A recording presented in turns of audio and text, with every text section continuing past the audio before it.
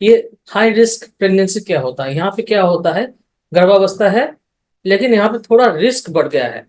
ये खतरे की निशानी से अलग है।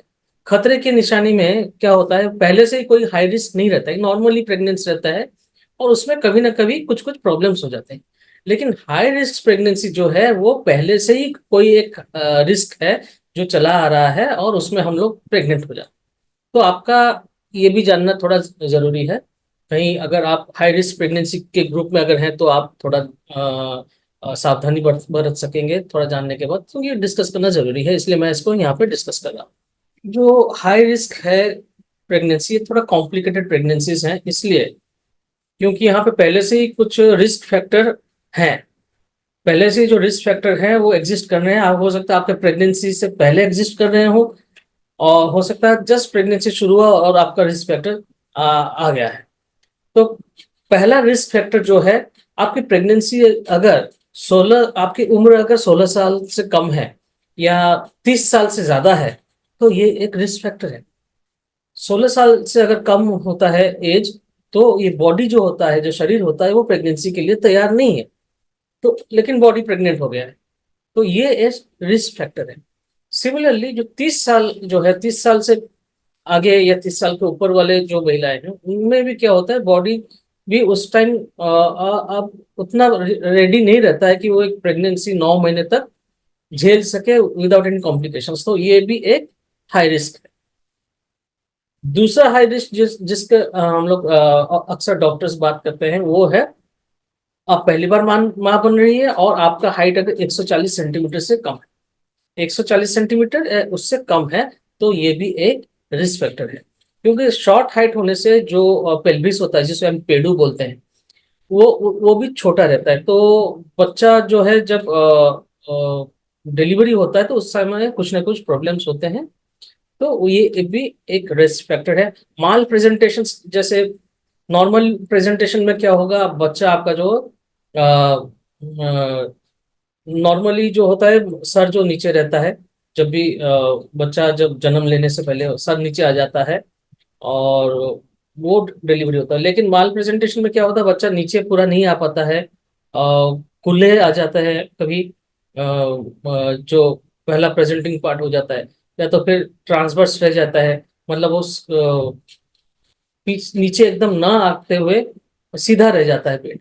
या दूसरे बहुत सारे प्रेजेंटेशन, हाथ आ जाता है सामने, तो पहला डिलीवरी होते ही हाथ सामने आता है, तो वो भी एक हाई रिस्क प्रेगनेंसी उसको बोलते हैं। तो माल प्रेजेंटेशन जो है उसको जो अगर है तो ये एक हाई रिस्क फैक्टर। और ये माल प्रेजेंटेशन प्रेगनेंसी के दौरान होता है, प्रेगनेंसी से पहले वो प्रेजेंट नहीं है। ठीक है। तो बच्चा आपका कैसे पोजीशन ले रहा है और कैसे प्रेजेंट कर रहा है, वो ड्यूरिंग प्रेगनेंसी कभी कभी वो नॉर्मल नहीं रहता है। तो यहाँ पे भी डॉक्टर्स हैं उसको सॉल्व करेंगे। अगर पहले से ही आपका दो मिसकैरेज है, दो या ज्यादा मिसकैरेज है, या आपने दो या दो से ज्यादा एबॉर्शन करवाए हैं, तो भी ये एक रिस्क फैक्टर है।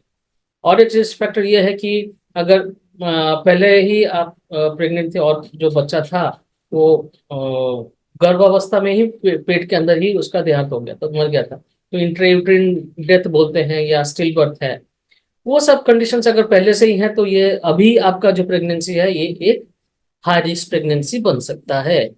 और अगर पहले से ही बच्चे अगर आपके जो थे उनमें कोई एनोमेलीज थे या कोई जो उनका बॉडी का स्ट्रक्चर में कुछ गड़बड़ी थी, तो ये भी एक प्रेजेंट कंडीशन के लिए रिस्क फैक्टर है। दूसरे रिस्क फैक्टर्स जो है उनको भी थोड़ा डिस्कस कर लेते हैं। आपके पेट में अगर दो बच्चे हैं, ट्विंस जो बोलते हैं, क्योंकि दो बच्चे हैं तो ये एक स्पेशल कंडीशन आ जाता है, तो यहाँ ये एक रिस्क फैक्टर बन जाता है। तो यहाँ पे एक्स्ट्रा सावधानी हम लोग को बरतना है। हाइड्रामनियस एक कंडीशन है जहाँ पे एमनियोटिक फ्लूइड जो है, पेट के अंदर जो पानी है बहुत ही ज्यादा उसका मतलब मात्रा में बढ़ जाता है, तो पेट एकदम फूल जाता है, बहुत बड़ा हो जाता है, तो ये भी एक रिस्क फैक्टर है। पहले से अब अगर आपने सी सेक्शन किया हुआ है, पहले का बच्चा जो है आपका सीजरिन उस सेक्शन करके उसको निकाला गया था, तो उसको क्या होता है, वो भी प्रेजेंट प्रेगनेंसी के लिए आपके लिए ये रिस्क फैक्टर है। एंटेपार्टम हेमरेज जो होता है कि आपका पेट में जब गर्भावस्था में क्या होता है, पहले से एक ब्लीडिंग अगर हो गया है तो ये रिस्क फैक्टर हो गया। और एक है प्री एक्लेम्सिया, एक्लेम्सिया, ये सब भी हाई रिस्क फैक्टर्स हैं। जैसे प्री एक्लेम्सिया, एक्लेम्सिया मतलब यहाँ पे आपका ब्लड प्रेशर बहुत ज़्यादा बढ़ जाता है, बहुत ब्लड प्रेशर इतना ज़्यादा बढ़ जाता है कि सर में दर्द होने लगता है, आपका पेशाब में प्रोटीन आने लगते हैं। तो ये खतरे की निशानी है और इसको हम लोग मैनेज करते हैं मेडिकली। और एक हाई रिस्क फैक्टर जो है वो है आपका आपका जो खून है और बच्चे का खून है उसमें इनकम्पेटिबिलिटी हो जाता है, मतलब एक साथ मेल नहीं रहता है, तो फिर वो थोड़ा प्रॉब्लम करता है। तो उसको हम एबीओ इनकम्पेटिबिलिटी बोलते हैं, या तो फिर आरएच जो है आइसो इम्यूनाइजेशन बोलते हैं। ये कुछ टर्म्स है, मेडिकल टर्म्स है। इसके अंदर हम नहीं जाएंगे, बस इसकी जानकारी मैं देना चाहता हूँ कि आप इसको थोड़ा सा ही जाने, ज़्यादा जानने की जरूरत है। कुछ पहले से ही अगर आपका मतलब बीमारी चल रहा है, आपका आपको अगर टीबी है पहले से ही, और आप प्रेग्नेंट हैं, तो ये एक रिस्क फैक्टर है।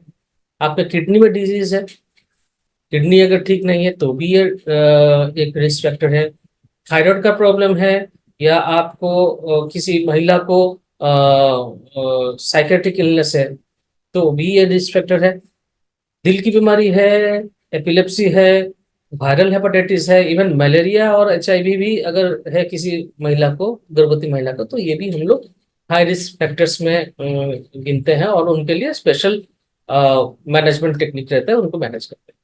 लेबर के दौरान भी जो है हाई रिस्क ये जो फैक्टर्स वो क्रिएट हो जाते हैं एकदम से, मतलब बहुत समय से आपका लेबर चल रहा है, मतलब बच्चा बाहर नहीं निकल रहा है, लेबर चल ही रहा है, चल ही रहा है, तो ये हो गया एक आपका हाई रिस्क प्रेगनेंसी हो गया।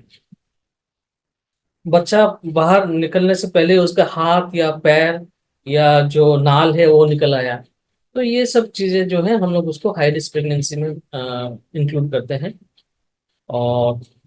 और एक बात मैं बोल लूँ कि ये जितने भी हाई रिस्क ग्रुप्स हैं जिसके बारे में अभी मैंने डिस्कस किया, इसका पहले से डिटेक्शन हो जाना चाहिए, क्योंकि इसके लिए हम लोग को स्पेशलाइज्ड केयर देना होता है।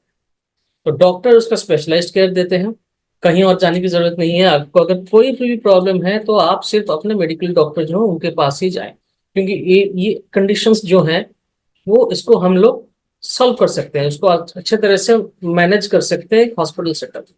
घबराने की जरूरत नहीं है, ठीक है। अब जैसे यहाँ पे हाई रिस्क प्रेगनेंसी ग्रुप में अगर आ जाता है कोई गर्भवती महिला, तो उनको स्पेशलाइज्ड केयर की जरूरत है और भी सावधानी बरतनी है। तो उनके जो गोल्स हैं, उनके प्लान्स हैं, वो सब हम लोग को रीडिफाइन करना पड़ता है, सब चेंज होगा, ठीक है, उसके हिसाब से कि आपको क्या क्या करना है, क्या नहीं करना है, और आपको डॉक्टर से और भी ज्यादा फ्रिक्वेंटली मिलना पड़ेगा। अगर कोई रिस्क फैक्टर नहीं होता तो आप महीने में एक बार जाते या महीने में एक दो बार जाते, लेकिन अब क्योंकि रिस्क फैक्टर में आ गए हैं, तो डॉक्टर के पास आप जरूर जाएं। और यहाँ पे याद रखें, आपका जो बर्थ प्लान बना था, मैंने आपको जो बर्थ प्लान बताया था, अगर हाई रिस्क प्रेगनेंसी में कोई महिला है, गर्भवती महिला है, तो बर्थ प्लान जो है वो एकदम अच्छे से बनना चाहिए, और वो एकदम श्योर शॉट होना चाहिए कि मैं इसको अगर गाड़ी से जाना है कि कौन से गाड़ी से जाएंगे, ये गाड़ी अगर अवेलेबल नहीं है तो दूसरे गाड़ी कौन सा है, क्योंकि हॉस्पिटल जाना है। और यहाँ पे हॉस्पिटल आना जाना रहेगा, सिर्फ डिलीवरी की बात नहीं रहती है कि आप डॉक्टर के पास जाते हैं चेकअप करने के लिए, तो उसके लिए भी आपको गाड़ी की जरूरत है, आपको स्पेशलाइज्ड केयर की जरूरत है। हॉस्पिटल सेटअप में आपका डिलीवरी होने वाला है, तो आपका जो खर्चे भी ज्यादा आएंगे, तो उसके लिए आपका जो है खर्चा जो है उसके लिए जो सेविंग्स है वो थोड़ा बढ़ाना पड़ेगा। आपका जो डॉक्टर्स हैं वो स्पेशलाइज्ड डॉक्टर जो हैं उनसे अच्छे तरह से बात करके रखिएगा कि आपको ही मेरी डिलीवरी करवानी है, क्योंकि वो डिलीवरी जो है नॉर्मल डिलीवरी की जगह हो सकता है सी सेक्शन हो जाए, सीजरेन सेक्शन हो जाए। तो वो सारा चीज आपको फिर से रीप्लान करना पड़ेगा, आपको गोल्स फिर से डिफाइन करने पड़ेंगे। तो ये जरूर ध्यान रखें कि हाई रिस्क प्रेगनेंसी में हम लोग को और भी थोड़ा ज्यादा सचेत रहना है, और लेकिन घबराना नहीं, पैनिक नहीं करना है आपका जो भी है। मैंने अभी हाई रिस्क प्रेगनेंसी के बारे में बात किया, उससे पहले मैं खतरे की जो निशानी है उनके बारे में बात कर रहा था। तो ये कुछ भी हो, पैनिक नहीं करना। पैनिक से क्या होता है, सब काम गड़बड़ हो जाता है। पैनिक से आप डिसीजन नहीं ले पाएंगे। आप पैनिक करेंगे तो आपके घर वाले पैनिक करेंगे, घर वाले पैनिक करेंगे, घबराएंगे तो वो भी डिसीजन नहीं ले पाएंगे। क्योंकि ये सब कंडीशंस में हम लोग को डिसीजन मेकिंग सबसे सबसे इंपॉर्टेंट चीजें हैं। क्या करना है, कैसे जाना है, कहाँ जाना है। और घबराने से कोई प्रॉब्लम सॉल्व नहीं होता है, उल्टा उलझ जाता है। आपके घर पर घबराने से और पैनिक करने से उसका जो खराब असर आपके बच्चे के ऊपर भी पड़ सकता है। तो घबराना नहीं है, एकदम भी पैनिक नहीं करना।